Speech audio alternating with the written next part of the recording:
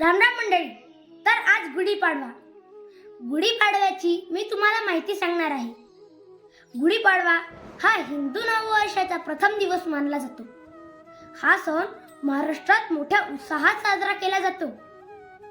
गुढीपाडवा हा दिवस चैत्र महिन्याच्या शुक्ल पक्षाच्या प्रतिपदेला साजरा केला जातो. या दिवशी मराठा साम्राज्याचा विजय आणि ते नववर्षाच्या शुभेच्छा देतात. तर या दिवशी लोक गुढी उभारतात.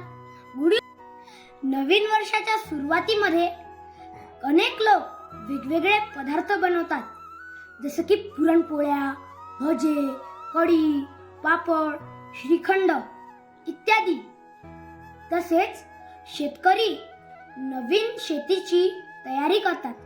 व्यापारी नवीन हिशोब सुरू करतात. हे तुम्हाला माहित होतं का? काही लोक गुढी शुद्धी करण्यासाठी कडुलिंबाच्या पानांचं रस सेवन करतात आणि या दिवशी शुभ कार्याला योग्य वेळ मानली जाते.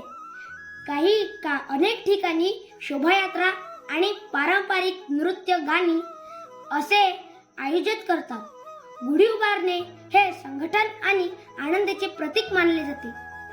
तुम्हाला व तुमच्या संपूर्ण परिवाराला गुढीपाडवा म्हणजेच नववर्षाच्या हार्दिक शुभेच्छा.